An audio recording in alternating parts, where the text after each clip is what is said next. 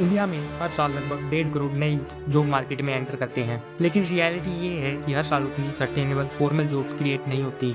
Result, BTech engineer ओला Uber चलाता है, MBA graduate call centre में बैठा है। डिग्री तो है पर स्किल्स और अपॉर्चुनिटीज दोनों मिसिंग है। ये सिर्फ अनएम्प्लॉयमेंट नहीं, ये एक साइलेंट ट्रेजेडी है जो हर मिडिल क्लास घर में बार बार रिपीट होती नजर आ रही है। चलिए इस कहानी को एक लड़के की जर्नी के जरिए समझते हैं। नाम है रवि। रवि एक छोटे गांव का लड़का है, मिडिल क्लास फैमिली से आया है। उसके पिताजी खेती करते हैं, माँ घर चलाती है। हर शाम बस एक ही दुआ होती है, बेटा सरकारी नौकरी करेगा तभी इज्जत बढ़ेगी। इसलिए रवि कोटा जाता है कोचिंग के लिए। पिताजी जमीन का टुकड़ा बेचकर उसे कुछ पैसे देते हैं ताकि वो अपनी फीस भर सके।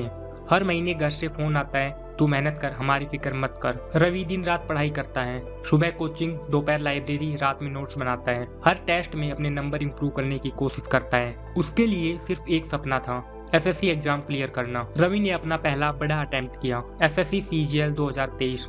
लाखों स्टूडेंट्स ने अप्लाई किया पर वैकेंसी सिर्फ 7 से 8 हजार, मतलब एक सीट के लिए 100 कैंडिडेट की जंग चल रही है। उसे तुरंत आरआरबी एनटीपीसी 2019 याद आया, जिसमें 1.26 करोड़ एप्लीकेंट सिर्फ 35,000 वैकेंसीज के लिए भिड़े थे। ये नंबर देखकर रवि को लगा सरकारी नौकरी पाना मतलब लॉटरी जीतना है। फिर भी उसने हौसला नहीं छोड़ा, लेकिन असली स्ट्रगल अभी बाकी था। 2025 में जब उसने फिर से एसएससी का फॉर्म भरा तब एक नई मुसीबत सामने आई। एग्जाम सेंटर उसके गाँव से 400 किलोमीटर दूर निकला। रवि ने रात भर बस में सफर किया, थका भूखा गर्मी सब सहकर वो एग्जाम सेंटर तक पहुंचा। पर वहां पहुंचकर सिस्टम ने ही धोखा दे दिया। कंप्यूटर लैब में कीबोर्ड और माउस ठीक से काम ही नहीं कर रहे थे। या तो कंप्यूटर खराब हो, सेंटर पे कीबोर्ड काम नहीं कर रहे, बच्चों की सालों की मेहनत खराब हो जा रही है और ये टेक्निकल ग्लिच कहकर अपना पल्ला झाड़ लेते हैं। Technical glitch. घड़ी की टिक टिक चल रही थी, समय निकलता जा रहा था और रवि बस हेल्पलेस बैठा देख रहा था। उसकी आंखों के सामने उसके सपने, पिताजी की बिकी हुई जमीन और 3 साल की मेहनत एक एक करके बिखर रहे थे। और सबसे दर्दनाक बात ये थी कि जब भी स्टूडेंट्स ने इन खामियों के खिलाफ प्रोटेस्ट किया तो लाठीचार्ज हमेशा उन्हीं पर हुआ। लगता था जैसे इन एग्जाम्स का असली मकसद नौकरी देना नहीं बल्कि फॉर्म भराने के नाम पर पैसा कमाना है। उस दिन रवि ने समझा सरकारी नौकरी सिर्फ टैलेंट का इम्तिहान नहीं, ये पैशन, पैसा और सिस्टम के खिलाफ एक एंडलेस फाइट है। सरकारी नौकरी के रास्ते बंद देख रवि ने एक आईटी कंपनी ज्वाइन की। शुरुआत में लगा कि जिंदगी सेट हो जाएगी, air condition office, ID card, laptop. लेकिन असली सच बहुत जल्दी सामने आ गया। कुछ महीने बाद कंपनी ने एक सर्कुलर भेजा, due to AI automation some rules are been restructured. और रवि उन्हीं रिडेंट एम्प्लॉय में था। एक दिन में उसकी कुर्सी खाली करवा दी गई। न्यू लेबर कोड आने के बाद हर कंपनी फिक्स्ड टर्म कॉन्ट्रैक्ट पर काम करवाती है, 6 महीने या 1 साल का कॉन्ट्रैक्ट। उसके बाद डिसाइड करेंगी रखेंगे या नहीं। न फ्यूचर का भरोसा, न परमानेंट नौकरी की गारंटी। रवि को समझ आता गया प्राइवेट सेक्टर में जॉब भी मिल जाए तो सिक्योरिटी अब नहीं है। पर डिग्री के बावजूद कोई और मौका नहीं मिला। दिन आया जब रवि को घर चलाने के लिए टैक्सी चलानी पड़ी, तो कभी सब्जी का ठेला। इंजीनियर की डिग्री अलमीरा में डस्ट कलेक्ट कर रही थी और गांव के लोग कह रहे थे देखो इतनी पढ़ाई करके भी ठेला लगा रहा है। रवि के लिए ये सिर्फ नौकरी का नहीं, अपनी पहचान और इज्जत का क्राइसिस बन गया था। एक रात उसने सोचा मेरी ही कहानी ऐसी है या पूरे देश का युद्ध इसी दर्द से गुजर रहा है। उसने लाइब्रेरी में घंटे बिताए, इंटरनेट पर रिपोर्ट्स खोजी, न्यूज़पेपर काट कर फाइल्स बनाई। सबसे पहले उसने एक डाटा देखा, इंडिया की ऑफिशियल अनएम्प्लॉयमेंट रेट 4 से 5% के आसपास दिखाई जाती है। लेकिन रवि को जल्दी ही समझ आ गया ये ग्राउंड रियलिटी नहीं है, क्योंकि ये सिर्फ उन लोगों को काउंट करती है जो एक्टिवली जॉब ढूंढ रहे हैं।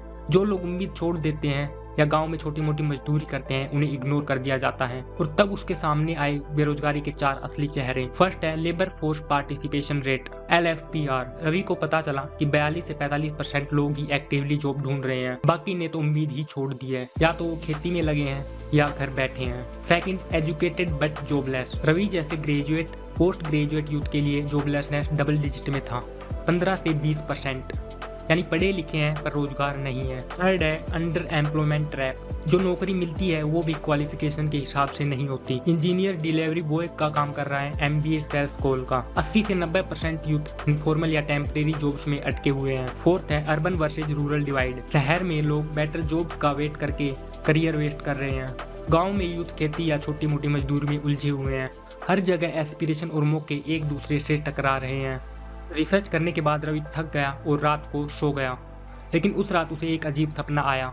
रवि फ्यूचर में चला गया। उसने देखा खाली बाजार, दुकानें खुली थी पर ग्राहक नहीं, लोगों के पास खरीदने लायक पैसा ही नहीं था। रवि सोचने लगा जब इनकम ही नहीं होगी तो मार्केट कैसे चलेगा। ये था डिमांड कोलैप्स। Brain drain. उसके कॉलेज के दोस्त एक एक करके देश छोड़कर जा रहे थे।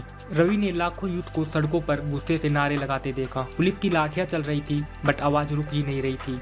ये था सोशल अनरेस्ट। न्यूज चैनल चिल्ला रहे थे economy slow down, growth rate crash. ये था नेशनल क्राइसिस। रवि पसीने में भीज गया। उसने समझ लिया कि अनएम्प्लॉयमेंट ऐसे ही बढ़ता रहा तो कल का भारत वैसा ही होगा जैसे उसने सपने में देखा था।